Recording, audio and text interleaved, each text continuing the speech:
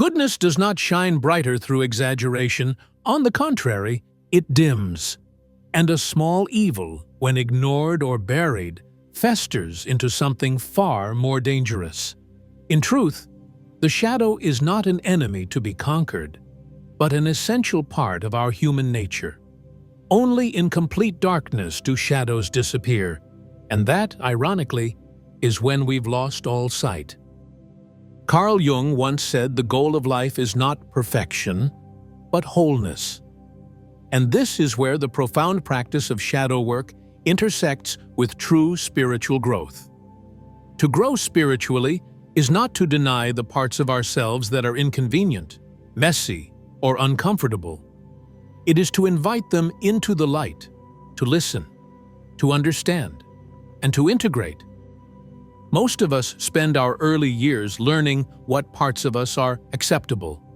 As society, family, and friends send signals, subtle and loud, about which behaviors earn approval and which bring rejection. So we hide our anger. We silence our sexuality. We suppress our wildness, our ambition, even our creativity. We learn to be nice, to be good, to be predictable. But beneath the surface, the shadow grows, quiet, aching to be acknowledged. But here's the paradox. Along with our destructive tendencies, we also bury some of our most powerful gifts. Confidence, courage, boldness, vitality. In the name of fitting in, we exile the very energies that could make our lives rich and authentic. As Jung taught, the path to becoming whole requires that we retrieve these lost parts.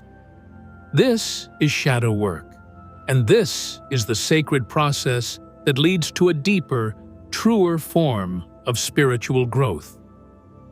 The poet Edward Whitmont put it this way: "The shadow, when it is realized, is the source of renewal." When we feel stuck, when life feels sterile or directionless despite outward success, perhaps it's because we've left too much of ourselves behind. The very parts we were taught to fear may be the keys to unlocking our deepest strength, not by destroying the dark, but by integrating it. This is how we become truly whole. The sacred rebellion within. When shadow work demands we break the rules. The integration of the shadow is not a gentle process. It often begins in discomfort, sometimes even in disgust. But paradoxically, it is from this unsettling confrontation that self-reliance is born. And without that, true personal transformation, what Jung called individuation, is impossible. At first, we may understand the shadow only as a concept, something abstract. But through deep reflection and honest introspection, it becomes personal. We begin to see that a portion of who we are, the real, raw, unedited version, doesn't quite fit within the boxes carved out by society, family, or modern morality. There's a moral tension, a subtle war within. And in trying to protect the image we show the world, we often betray the truth of who we really are. This realization can lead us, as Nietzsche proposed, to move beyond good and evil, to question the moral systems we've unconsciously inherited. When we do, we start to notice how much of the morality we've obeyed is rooted in fear, hypocrisy, or the need for control. Sometimes, what's called immoral or inappropriate is simply what threatens the comfort of the crowd. Sometimes, condemnation is fueled not by virtue, but by envy. In this light, reclaiming parts of ourselves that were once labeled bad isn't about becoming cruel or criminal. It's not about harming others. It's about reclaiming personal sovereignty. It's about daring to be whole, even if that wholeness defies convention. Shadow work teaches us that what society calls evil may, in some cases, be the courageous act of reclaiming what was once buried. Our voice, our instincts, our untamed passions. As Jungian scholar Erich Neumann once wrote, "It is not merely unavoidable, but essential that the individual should do and assimilate a certain amount of evil. Why? Because real growth doesn't come from blind obedience. It comes from wrestling with the truth, even when it's dark, especially when it's dark. Only when we allow ourselves to step outside the comfort of social approval can we meet the parts of us waiting in the shadows, unchained, unashamed, and finally free. The high cost of moral conformity. When shadows rule in silence. For most people, the idea of questioning, let alone breaking, the moral code they were raised with is deeply unsettling, almost unthinkable. They cling to the belief that the labels of good and evil handed to them by parents, teachers, and society are fixed truths woven into the very structure of the universe. They cannot fathom that morality, like society itself, can become diseased, twisted by fear, control, or outdated traditions, and may sometimes need to be outgrown. This fear, this need to cling to a pre-approved self-image, is what keeps many from ever confronting their own shadow. The persona they've spent years shaping, crafted to please, to fit in, to be admired, becomes a fragile mask, and anything that threatens it must be suppressed at all costs. But the shadow doesn't disappear simply because we refuse to see it. On the contrary, it grows stronger in the dark, and when unacknowledged, it finds other ways to emerge. Often, through destructive behavior we claim not to understand. Like Dr. Jekyll, we present our most virtuous selves to the world. But in the privacy of our lives, in our homes, our addictions, our inner monologues, the hidden Mr. Hyde often slips out. Fits of rage we can't explain. Habits that sabotage our relationships and goals. A gnawing emptiness that no achievement can fill. The truth is, we all carry a shadow. Not because we are broken, but because we are human. And as Jung so powerfully warned, by not being aware of having a shadow, you declare a part of your personality to be non-existent. Then it enters the kingdom of the non-existent, which swells up and takes on enormous proportions. In other words, what we deny does not disappear. It festers.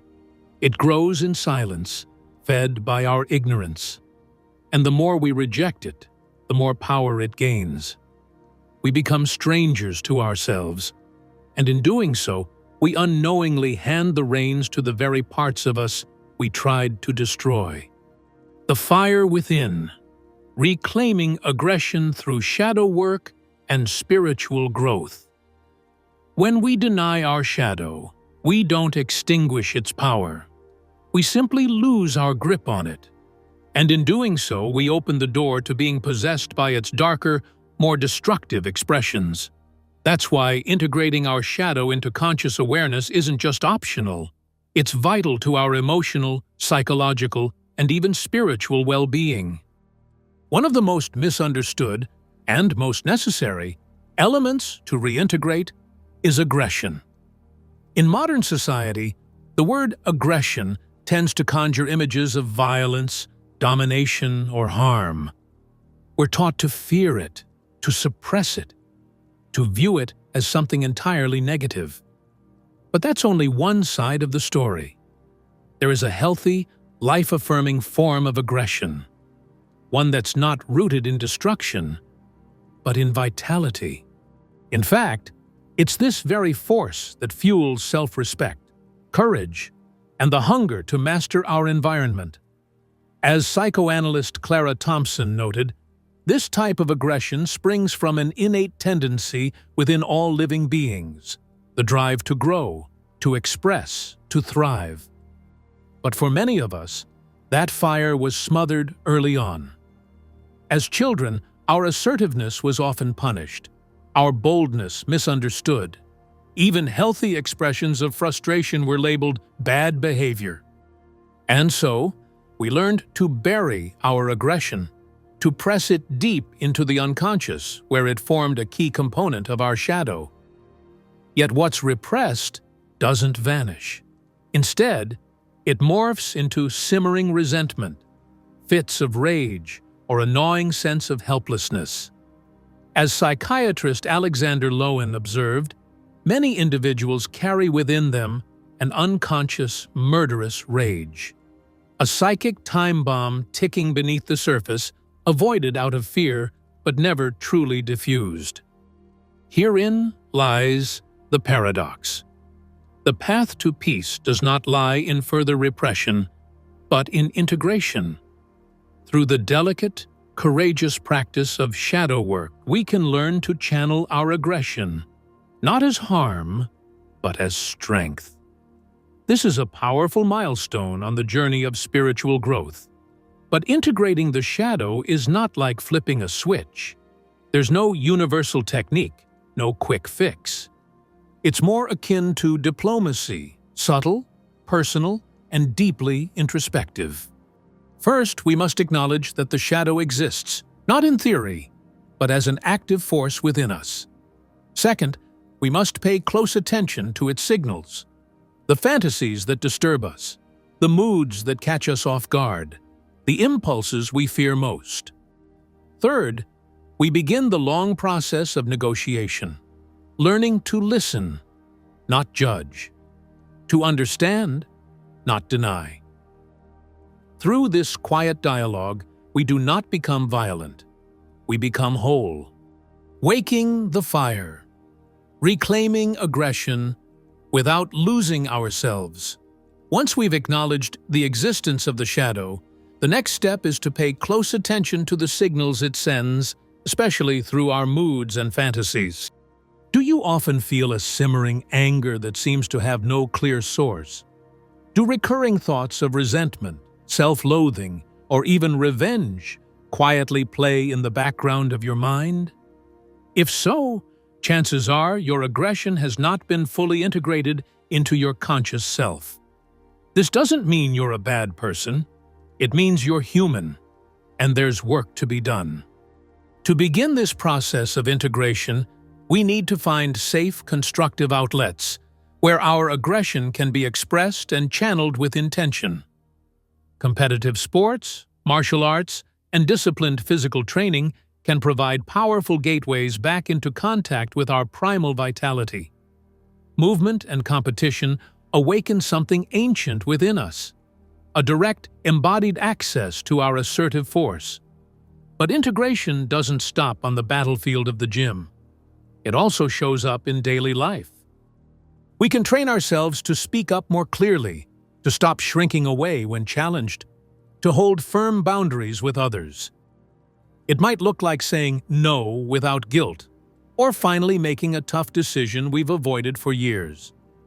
It's about no longer defaulting to the path of least resistance, but stepping into choices with conviction. As Jung observed, this process only becomes fruitful when we allow the tendencies of the shadow to have a voice, not a dominant one, but a voice nonetheless. It's about giving these parts a space to breathe, while simultaneously applying discernment and self-awareness to how they manifest. But there's a risk here, the temptation to swing too far in the other direction, to mistake force for strength, to mistake aggression for cruelty. Friedrich Nietzsche cautioned, "Of all evil, I deem you capable. Therefore, I want the good from you. Verily, I have often laughed at the weaklings who thought themselves good because they had no claws." Being good-hearted isn't about being toothless, and reclaiming aggression isn't about becoming hostile or destructive. It's about recovering the buried fire within, the fierce clarity and boldness that help us build a character of depth, strength, and presence. We're not here to become dangerous for danger's sake. We're here to become capable, whole, and ready to stand when it matters most. Rooted in wholeness, when shadow work transforms the soul. If we apply the same method of integration we've explored, extending it beyond aggression to the deeper recesses of our shadow, we begin to experience profound internal change. Perhaps we work to reclaim aspects of our sexuality that were once shamed. Perhaps we begin to embrace the ambition, creativity, or desire for influence we were told to suppress. And as we do, something shifts. We become more grounded, more at peace in our own skin. Our moral compass becomes less reliant on approval and more aligned with authenticity. We stop playing small to please others and start standing tall in our truth. Courage emerges not as a performance, but as a quiet, steady flame. In truth, this is what shadow work offers us: the ability to hold complexity without shame, to live with contradictions, and still feel whole. And through that wholeness, we awaken a new kind of power, the kind this modern world desperately lacks. A power rooted not in control, but in presence. Not in dominance, but in depth. This is the essence of true spiritual growth. When we integrate the shadow, we grow downward into the depths of our own being. We don't float away into illusions. We become anchored, rooted, stable. And from this grounded place we rise. Thank you for walking this sacred path with us. If this video moved you or offered something valuable for your own inner journey, we invite you to subscribe to the channel, give it a thumbs up, and share it with someone who may need it today. We're here to explore the truth beneath the surface, through every crack of shadow and every spark of light. This is not just self-help, it's soul work, and you're not alone on this path. See you in the next video. Until then, stay rooted, stay brave, and keep growing.